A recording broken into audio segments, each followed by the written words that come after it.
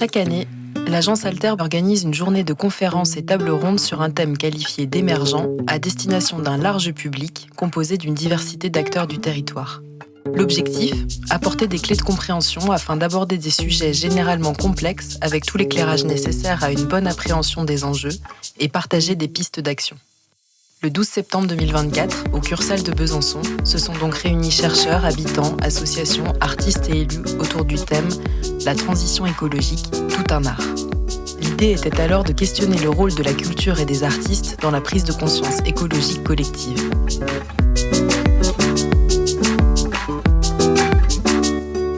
C'était la journée parfaite aujourd'hui.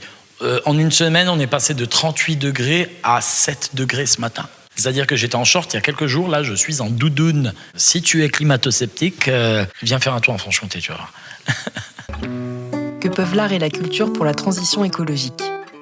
L'art et la culture peuvent tout, et finalement, si on les prend dans le sens le plus strict, pas nécessairement grand-chose. S'il y a un horizon un peu positif vers lequel on peut se projeter collectivement, c'est celui-là. Nous, en effet, on a cette vision que l'art peut venir servir le militantisme et servir à la fois des victoires politiques, mais aussi le fait de gagner la bataille culturelle. Il y a quelque chose dans l'art, il y a la créativité, il y a l'imagination. L'outil artistique, effectivement, c'est quelque chose de prometteur. L'art peut être un moyen de toucher des publics beaucoup plus diversifiés. Sensibiliser ne suffit plus. Des pans entiers de la société soit ne sont pas intéressés aux questions scientifiques, soit ne croient pas forcément à la science. Le but principal de la création artistique, c'est de montrer une diversité de points de vue et de situations aussi, et de montrer la complexité de ces enjeux pour pouvoir offrir potentiellement aussi des solutions à la société, en tout cas des nouvelles manières de vivre au sein de ce nouveau régime climatique ou de ces enjeux environnementaux qui sont modifiés. Comment est-ce qu'on change les idées dans la société ? Comment est-ce que ce monde plus sobre, plus solidaire, plus écologique qu'on a envie de voir advenir, pour amener les gens à penser que ce monde-là peut exister ? En fait, il y a besoin de gagner un peu cette bataille culturelle, et l'art a une puissance incroyable pour faire passer ces messages. Et nous, artistes, je pense que par le biais, bien sûr, de nos œuvres, mais aussi de nos habitudes aussi de travail, on devrait s'y pencher un peu plus. Il faudrait que la série et les représentations, on va dire hollywoodiennes, deviennent minoritaires pour que d'autres représentations arrivent. Quand on voit un artiste qui tourne un clip au volant de son 4x4 ou un artiste qui répond à une interview dans un potager, c'est tout à fait différent.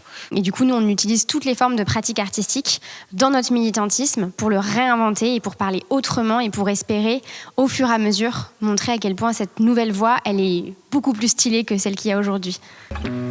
Comment l'art peut-il encourager une forme d'engagement ?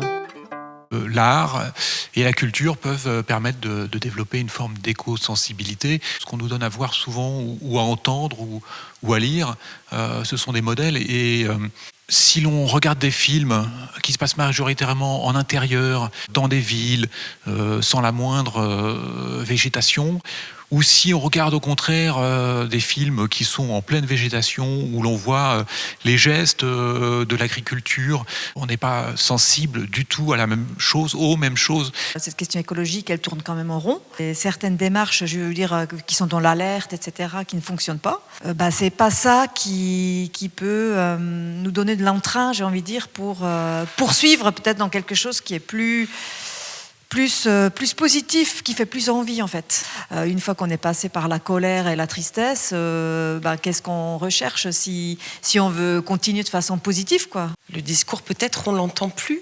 Donc le théâtre, effectivement, les arts peuvent être utiles pour réveiller les consciences, mais des fois, peut-être que sur 200 personnes, il y a peut-être, une personne peut-être qui va être touchée par un truc émotionnellement et qui va lui faire changer un point de vue, qui va lui faire adopter une façon d'être différente dans ce monde. Les artistes en général ont un rôle pédagogique, éducatif. Les artistes, ce qui est bien, c'est que nous, on est des espèces de machines où on va ingérer des choses assez complexes, qu'on va ingérer, qu'on va digérer et qu'on va pouvoir ressortir le plus simplement possible pour que ça devienne accessible à tout le monde. Il va non seulement capter l'attention, mais il va également rendre les choses plus accessibles à des publics voilà, qui pensent que la science, c'est dans une tour d'ivoire inaccessible ou que ce n'est pas à leur portée. On fait des performances dans l'espace public, par exemple, pour aller interpeller des personnes.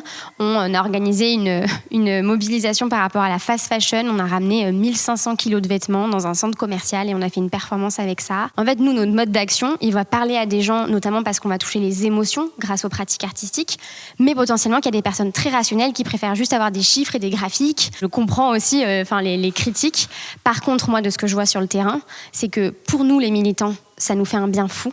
Et c'est un espace de soin, c'est un espace de joie. Et en fait, pour continuer nos combats, on a besoin d'espaces comme ça. Et ça va toucher d'autres publics, parce qu'on le voit aussi au quotidien, à quel point, en fait, les pratiques artistiques et cette créativité, elle peut aller toucher plus loin que ceux qui sont déjà convaincus. Quelle est la responsabilité des artistes ? Je te renvoie au poème de Federico Garcia Lorca sur le théâtre. Le théâtre qui ne prend pas la pulsation, le pouls de son peuple ne peut pas s'appeler théâtre, mais lieu de divertissement tout juste bon à faire cette chose horrible qu'on appelle tuer le temps. Il y a bien sûr l'idée de faire sa part, donc que le secteur soit moins impactant sur l'environnement et sur la nature. Et donc faire cette transformation, c'est aussi un gage de résilience pour l'avenir. Et le secteur a aussi un rôle contributif dans cette transformation qui est de travailler sur des créations qui soient montrées au public, qui offrent d'autres expériences, voire qui puissent être prescriptrices de politique publique. Tout art est politique, c'est-à-dire que si je vous choisis justement de vous faire une série qui ne s'intéresse qu'à des traders qui travaillent à la défense, qui ont des relations amoureuses, qui ont des relations de business, qui vont faire des coups, réussir des coups, devenir très riches, d'autres au contraire vont tomber dans l'oubli, etc. C'est un ensemble de représentations que je fais, dont j'exclus totalement la nature, le vivant, l'animal. On doit cesser de faire ce genre de série. C'est pas une évidence. Par contre, dans des univers où majoritairement la nature et le vivant sont absents, les rendre majoritaires à nouveau. Ça pourrait être l'une des missions de l'art. Ce qui va être très compliqué parce qu'on va pas donner des consignes aux artistes, on va pas leur imposer des quotas de plantes vertes dans les plans. Voilà, Bien malin celui qui pourra donner aux artistes des injonctions ou des demandes précises. C'est un peu tout à la fois, c'est alerter, démontrer, rendre vivant, interroger, montrer la complexité, interroger des personnes qu'on n'aurait pas été voir, parler de choses sur lesquelles on est passé peut-être un peu trop vite, parler de contraire, de la catastrophe, ou au contraire de ce qu'il y a aussi de positif devant nous. En fait, c'est vraiment tout ça à la fois qui est un peu la mission qui est dévolue aux artistes, quoi. Ils démarchent dans des espaces concrets, ils démarchent avec de la matière, ils utilisent des supports, ils pensent par les formes, ils pensent par la matière et ils font des propositions avec ça. Et pour donner des prises aux gens, créer des espaces temporaires d'expérimentation collective, en fait, où on pouvait être différent, autrement, où on pouvait être autrement ensemble. Dans cette convivialité aussi, on peut partager déjà ce sentiment d'impuissance, en fait. Comme on se le dit collectivement, et collectivement, on a besoin de dépasser ça et rechercher autre chose, les artistes, ils font des propositions très concrètes pour pouvoir cheminer, en fait. Voilà. Est-ce que cela va suffire ? Les artistes ne seront de toute façon qu'un vecteur d'information.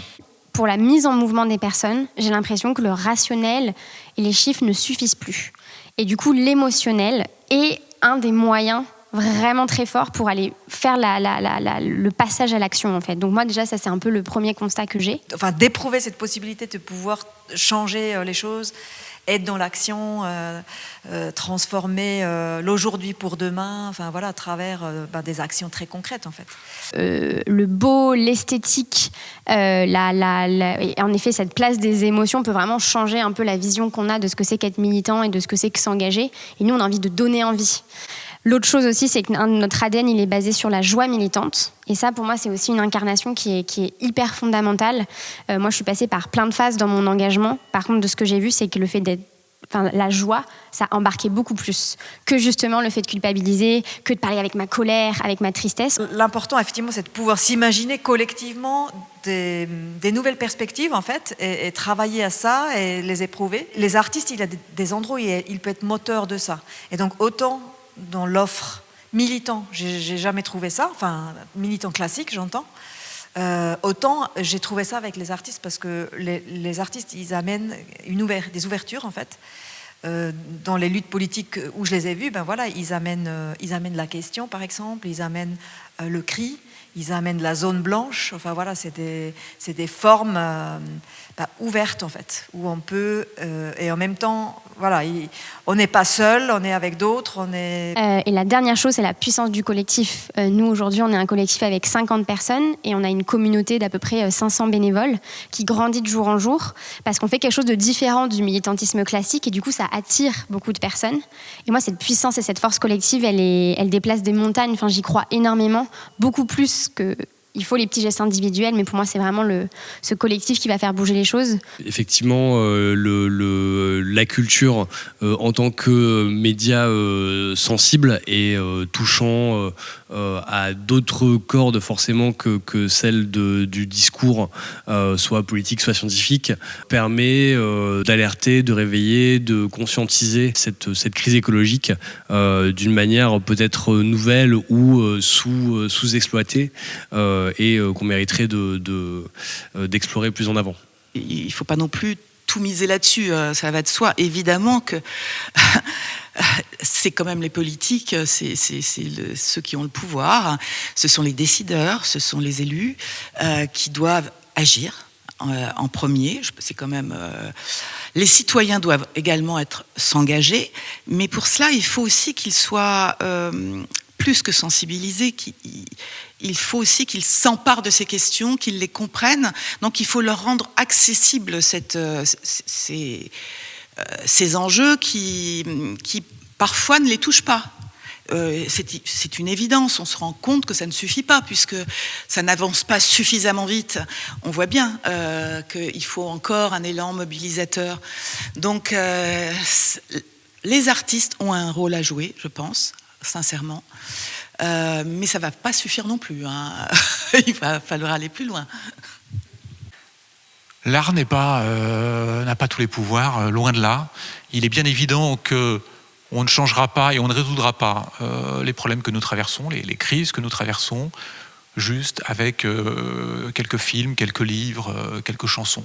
Ça va participer à un ensemble, mais il faut bien sûr commencer par exemple, taxer le kérosène des avions, prendre des décisions assez claires sur l'extraction des énergies fossiles, cesser de soutenir Total et les grosses entreprises dont on sait que si elles continuent leurs activités telles qu'elles les pratiquent actuellement, on aura beau faire tout ce qu'on veut, écrire des centaines de chansons, trouver 50 nouveaux Bob Dylan, faire des films magnifiques en pleine forêt. Ça ne suffira pas, on va à la catastrophe. Donc oui, l'art doit nous aider à changer de perspective, à changer de point de vue, mais l'art à lui tout seul ne suffira pas. À défaut d'enrayer les paralysies ou l'inertie face aux défis urgents d'une transition écologique, la journée Alter nous aura permis de renforcer plusieurs convictions. La joie et la sensibilité seront des moteurs indispensables à la prise de conscience et la mise en action vers une transformation souhaitable. Les artistes en seront un levier essentiel par leur capacité à traduire la complexité du monde et à agir comme des passerelles pour rapprocher la science du citoyen. Néanmoins, leur efficacité ne saura se satisfaire d'une absence de prise de position forte des décideurs, soutenue par une vraie mobilisation citoyenne et collective. Le temps est compté, mais sans de nouveaux imaginaires ouverts par la création, la course serait perdue d'avance.